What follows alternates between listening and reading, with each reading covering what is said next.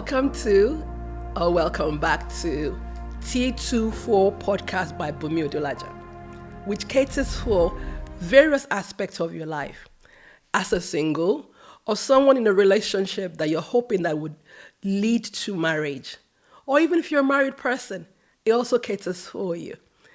So in this series, we've been talking about boundaries in marriage, and we are now on the third episode in the series. In the first two episodes, we covered emotional, physical, and sexual boundaries in marriage. Today, we'll be looking about financial boundaries. Yes, financial boundaries.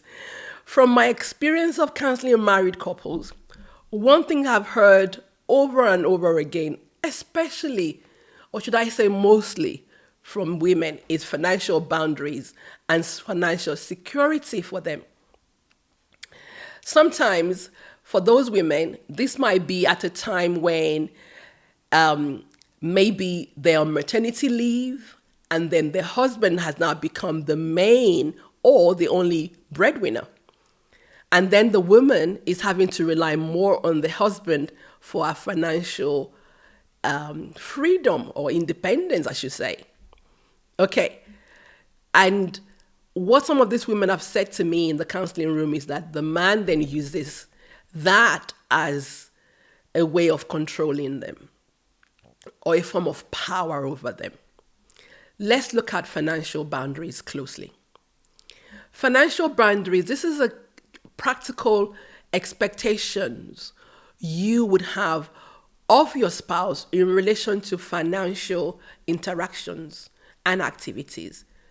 It is important that you work together with your spouse when it comes to how you're managing the finance in your home.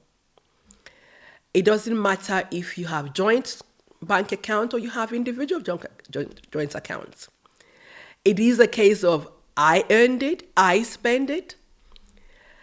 The funny thing is, and it's important, though funny, that even in the law, once you're married, whatever income you bring into the home becomes marital property. In some relationships, it is possible that one partner is more of a risk taker than the other. Maybe that person is less of a risk taker, more careful when it comes to how they spread their risk. I've got an activity for you to do. Jot down what the current situation is in your marriage when it comes to financial boundaries.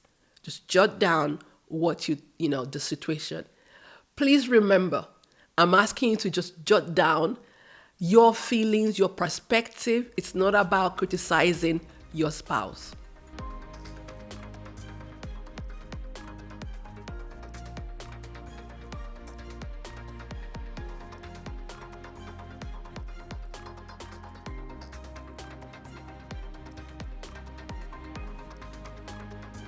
I hope you were able to get a few points down from that. This will be helpful in your conversation with your spouse at a later stage. Here are a couple of tips for you when it comes to having conversation with your spouse about financial boundaries. Discuss your financial boundaries and stick to them. Be, responsible and be accountable. It is important when you're talking about financial boundaries. Make sure the person who has a better financial management skill or traits is the person managing the household income. And if you're the person that's been trusted with managing your family income, you have to then be accountable. You have to be accountable. You have to be responsible. As an example, in my marriage, my husband and I, we manage different aspects of our family finances. I am the one responsible for the budgeting. And my husband is responsible for ensuring that we pay the bills. You know, I must say though, that there are times that he doesn't stick to the budget. But that's a topic for another series. I might actually ask him to join me in that series so he can defend himself. Okay? But it's important, have a budget and stick to it. Okay? How can financial boundaries be violated in a marriage? First thing I want to talk about here is making financial decisions or expenditures without discussing it with your spouse. This is something, for us, we agreed on very early on in our relationship, that there will be no surprises when it comes to what we spend, how we spend, what comes in. And we have individual accounts, we also have joint account. I know when I've said this to some of my couples, they talked about, oh, what about if I want to surprise him with a gift? Do I have to tell him how much I've spent? No, that's not what I'm saying here. But when you're making large expenditures and you're not consulting with your spouse before you do that, could lead to financial boundaries being violated. The second point here is using finance as a weapon. This is when you withdraw access to funds because you are upset with your spouse. This is a form of control or abuse of power, as I mentioned earlier. Giving or loaning money to others without your spouse's knowledge. This again can be something that can violate your trust and your financial boundaries. It is not a case of I earned it, so I will spend it, like I said earlier on. Whatever money you make is your household income, even if you keep separate bank accounts. Financial infidelity may include opening separate bank account that your spouse is not aware of, and you're stashing money away. Okay? Another thing there might be you're hiding some debts from your spouse. That would violate their trust and your financial boundaries.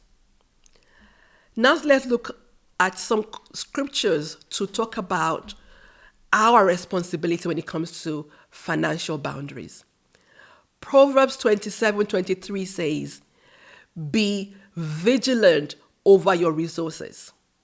Deuteronomy 8:18, "And you shall remember the Lord your God, for it is he who gives you the power to get wealth, that he may establish his covenant, which he swore to your fathers, as it is this day." Colossians 3:12 in the NIV says, "Therefore, as God's chosen people, holy and dearly beloved, clothe yourself with compassion, kindness, humility, gentleness, and patience." These are important when you're talking about not violating financial boundaries. So we have covered 4 key boundaries that you need to be aware of and you need to have in place to have a healthy marriage. So what if all or some of these topics that we've covered in the last 3 weeks are new to you, or it has awoken in you the realization that something needs to change? Let's quickly look through what are some of the signs that you need to have a conversation about boundaries with your spouse. How do you know your boundaries either need to be defined or revisited? It is possible to get complacent in your marriage and allow your boundaries to be crossed, or you cross the boundary of your spouse. According to research by psychologists, here are some of the signs that your boundaries need attention. And this is not just in a marital situation. Feeling chronically taken advantage of in certain situations, such as emotionally, financially, or physically. The second point is when you're saying yes to please others at your own expense on a regular basis. 3, not getting your needs met because you tend to fear conflict and you give in to others to avoid conflict. 4, often feeling disrespected but not standing up for yourself because you're trying to avoid conflict. 5, fear of being rejected or abandoned leaves you accepting less than you deserve. 6, engaging in people-pleasing behaviors in order to be liked or to receive approval. And the final one, engaging in disrespectful behavior that hurts others, flirting with others who are even in relationship. If care is not taken, allowing the above points to go on for a protracted period could lead to resentment in your marriage, even unforgiveness, as well as burnt out or even passive aggression can over time be built in. I know we've covered some really hard topics here today. So if any of the things that I've said today have triggered you, as I would always say, please seek professional counseling support or speak to somebody in your local church. Thank you for listening to podcast T2 for Bible Elijah, and I will see you in the final episode in the series, Boundaries in Marriage.